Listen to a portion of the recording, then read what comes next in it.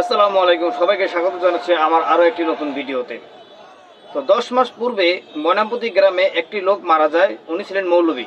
তো 10 মাস পূর্বে মারা যাওয়ার পরে হঠাৎ করে ওনাদের ছেলেদের স্বপ্নে আসে যে ওনার বাবা অনেক কষ্ট আছে এবং পানিতে ভাসছে।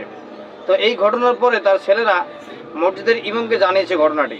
জানানোর পরে তারা সম্মিলিতভাবে সেই কবরটি খুঁড়ে সেই লাশটি আবারও উঠানোর পরে যে দৃশ্যগুলো ঘটলো বা যে ঘটনাটি ঘটলো, খুবই আপনারা দেখলে খুবই অবাক হবেন। তো চলুন আমরা সম্পূর্ণ ভিডিওটি স্ক্রিনে দেখে আসি।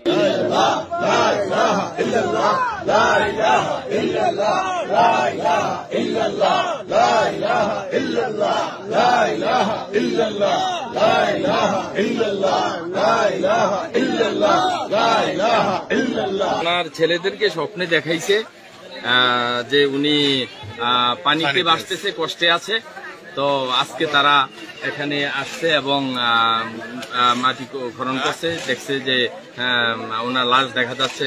ওনার তাড়াতাড়ি উঠাইছে, উনি পুরা গ্রাম ছড়াই গেছে এবং ওনার খুবই সুগন্ধি ওনার দেহের মধ্যে, লাশের মধ্যে। এবং উনি করিম মুন্সি দীর্ঘদিন ইমামতি করেছেন। ওনার জীবদ্দশায় উনি সুন্নিয়তের খেদমত করেছেন, আহলে সুন্নাত ওয়াল জামাতের একজন ভক্ত ছিলেন। ববরপুরা দরবার শরীফের উনি খলিফা ছিলেন এবং শেরে গাজী আল্লামা আকবর আলী রিজভী সাহেব হুজুর কেবলার কাছে উনি বয়াত রাসূল গ্রহণ করেছেন এবং ওনার খুবই ভক্ত ছিলেন। ওনার ছেলে খলিলুর রহমান মুন্সিও রেজবিয়া দরবার শরীফের একজন ভক্ত। তো আমরা এতটুকু আজকে 100% ক্লিয়ার হইতে পারলাম যে আমাদের সুন্নি জামাতের আলেমগণ এবং যেহেতু বলে যে আল্লাহর প্রিয় বান্দা যারা, ইমানদার ব্যক্তি যারা, তাদেরকে মাটিও ছোঁয় না। আজকে আমরা প্রমাণ পাইলাম এই বাজেহরা গ্রামে এসে, এই ময়নামতির বাজেহরা গ্রামে এই করিম মুন্সি রেজভী সাহেবের লাশ আজকে দেখে আমরা এতটুকু অনুপ্রাণিত হলাম যে হ্যাঁ, আল্লাহর খাস বন্দা হলে, ইমানদার ব্যক্তি হলে ইনশাআল্লাহ মাটিও তাদেরকে ধরে না। উনি সর্বোচ্চ, আল্লাহ তার সর্বোচ্চ মাকাম দান করবে, এই আশাবাদ আমরা। আচ্ছা, ওনার ছেলে আসেনি এখানে? আমরা তো ওনার সাথে, ছেলের সাথে একটু কথা বলি। দর্শক, কথাটি বলছিলাম যে ওনার তো আগে তো এটা ছিল না, ওনার ইয়েটা। একটু কথা বলো, আচ্ছা আগে কাজটা শেষ করেন। এটা তো আগের কবরস্থানটা তো এটাই ছিল। বুঝছি।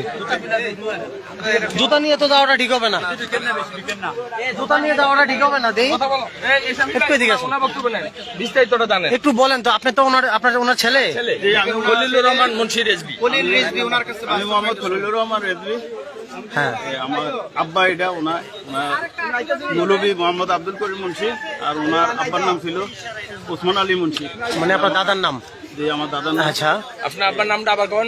আমার আব্বার নাম মৌলভী আব্দুল করিম মুন্সি। জি। আর আমার দাদার নাম হচ্ছে ওসমান আলী মুন্সি।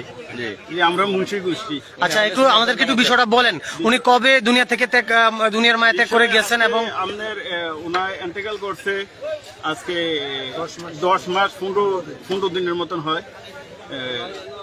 এন্টেকাল করছে মেঘবৃষ্টির কারণে।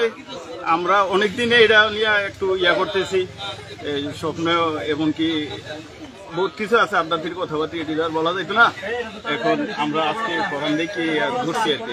একটু বলেন, আপনি স্বপ্নে কি দেখছেন, এটা একটু বলেন আমাদের।